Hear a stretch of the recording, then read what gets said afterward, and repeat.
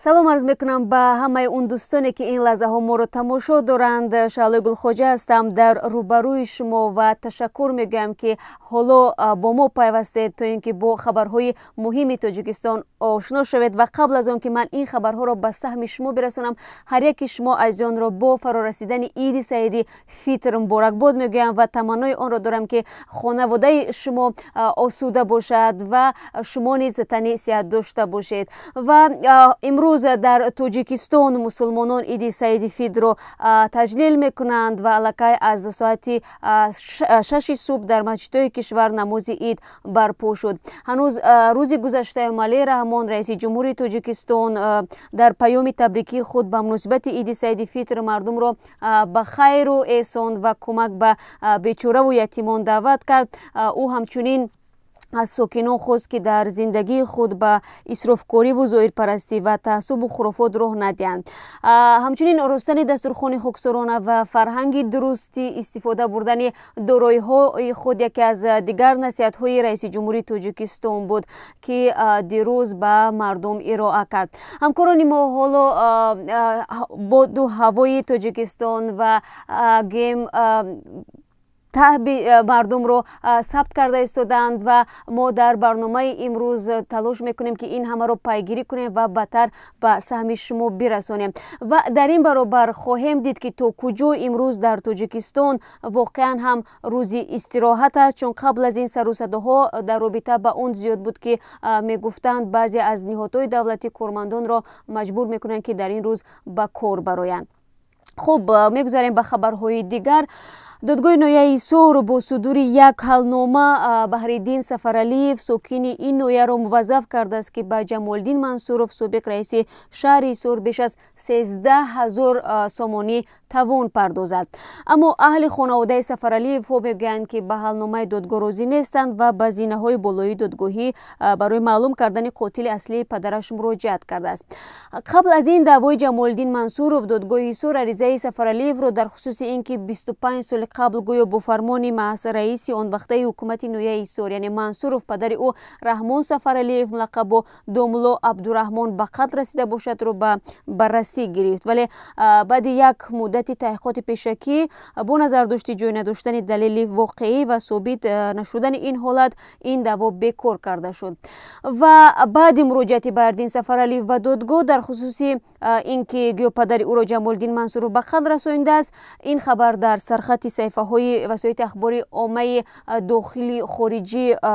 расонаӣ шуд ва Ҷамолдин Мансуров дар як суҳбати қаблӣ ба Радиои Озодӣ гуфта буд ки баъди пахши ин хабар аз тамоми гӯшаҳои Тоҷикистон ва хориҷа ба он занг мезаданд ва мегуфтанд ки бовар надоранд ки ӯ қотил аст ва аз ин хотир ӯ азияти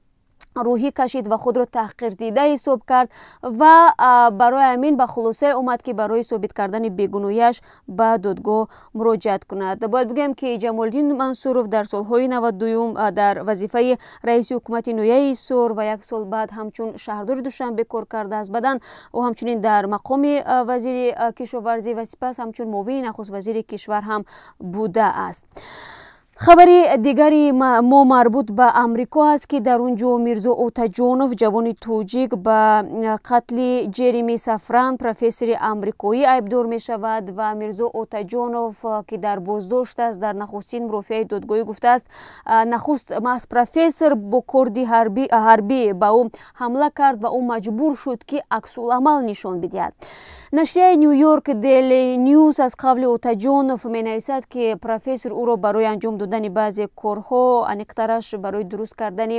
қандил даъват кардааст, аммо баъди ин ки Отаҷонов қандилро дуруст кард он хуб кор намекард ва ин гӯё ғазаби профессорро ба вуҷуд овардааст ва гуфтааст ки ин кишвар аз муҳоҷирон ҳеҷ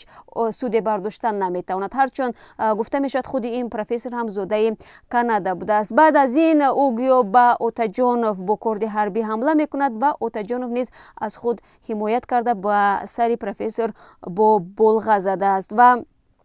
баъдан Отаҷоновро аз як ҷевон пайдо карданд ки болға дар даст дошт ва Мирзо Отаҷонов баъдан гуфт ки дар даруни ҷевон ба он хотир пинҳон шуд ки зани профессор бо саги питбул ба ӯ ҳамла кард. Аммо бо ин вуҷуд ҷониби тафтишот исрор дорад ки Мирзо Отаҷонов на бо даъвати худи профессор балки барои ғорату дуздӣ вориди хонаи профессор шудааст.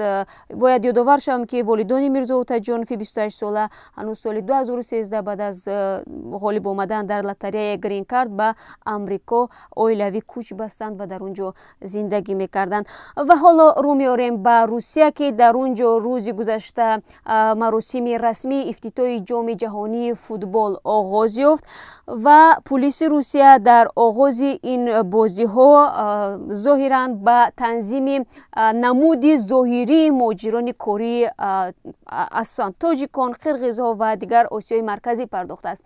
Шакли зоҳирии муҳоҷирони кории тоҷик аз ҷумла либоспӯшӣ ва гузоштани риши онҳо дар 11 шаҳре ки бозиҳои ҷоми ҷаҳонӣ дар онҷо баргузор мешавад бештар аз ҳама зери зарабини пулиси рус қарор гирифтааст. Бархе аз муҳоҷирони тоҷик мегӯянд пулис пас аз тафтиши дурустии санадҳо таъкид мекунанд ки дар ин шабу рӯз бо либосҳое ки дар сохтмонҳо ба бар мекунанд ба ҷои ҷамъиятӣ набароянд. Аз ҷумла Фарҳод Ҳафизов, як муҳоҷири 34 солаи тоҷик, ба ҳамкорони мо нақл кард ки маҳз шакли зоҳириаш боис шуд то ӯро аз марзи Қазоқистон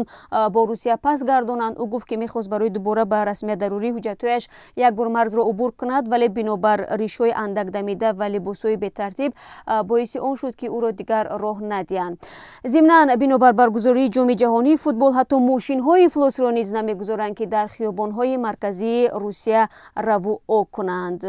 бозиҳои ҷоми ҷаҳонии футбол аз 15 июн оғоз шуд ва як моҳ дар 12 варзишгоҳи 11 шаҳри Русия идома мекунад. ва бинандаи азиз, бо тафсилоти сархатҳои бештар ман шуморо баъд аз 3 соати дигар дар озодӣ видео ютуб ошно мекунам.